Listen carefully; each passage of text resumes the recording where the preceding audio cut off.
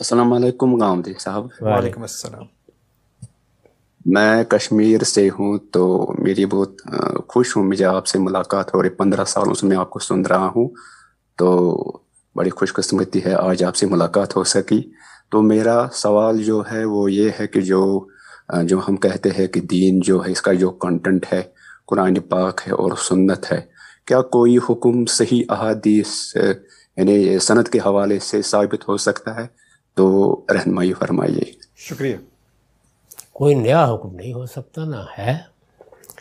جو کچھ بھی ہمارے پاس احادیث کا ذخیرہ ہے، اس میں جو باتیں بیان ہوئی ہیں دین سے متعلق، وہ یا قرآن و سنت کے ذریعے سے جو دین اللہ کے پیغمبر نے دیا ہے اس کی کوئی وضاحت ہوگی، کوئی شرح ہوگی، اس میں کوئی اصول ہے، اس کا کوئی اطلاق ہوگا، بس یہی ہے۔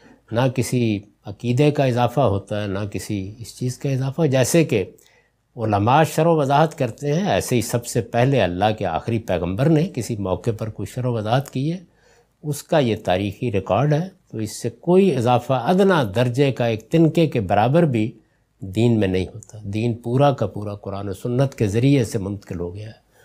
قرآن ہمارے ہاتھوں میں موجود ہے، اور میں نے عرض کیا ہے کہ وہ اس درجے میں اس کو حجت بنایا گیا ہے کہ اللہ کی ریڈنگ اور قرأت بھی منتقل کی گئی ہے۔ اس سے آگے کیا چیز ہو سکتی ہے اس میں، جبکہ یہ کوئی ضروری نہیں تھا۔ یعنی اپنے زمانے کے رسم الخط میں لکھوا دیا جاتا، آپ پڑھ لیتے اس کو، دنیا کی ساری کتابیں ایسے ہی ہوتی ہیں۔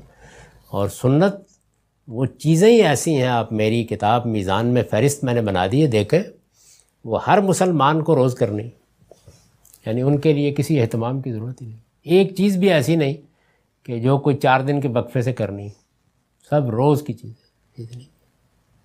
ٹھیک ہے سر، بہت شکریہ۔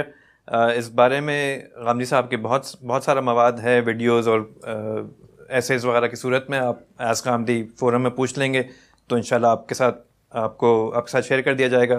آج کل بھی غامدی صاحب کا جو ویکلی پروگرام جو چل رہا ہے، اس میں حسن صاحب کے ساتھ اسی بارے میں گفتگو ہو رہی ہے، تو آپ اس کو بھی دیکھ سکتے ہیں۔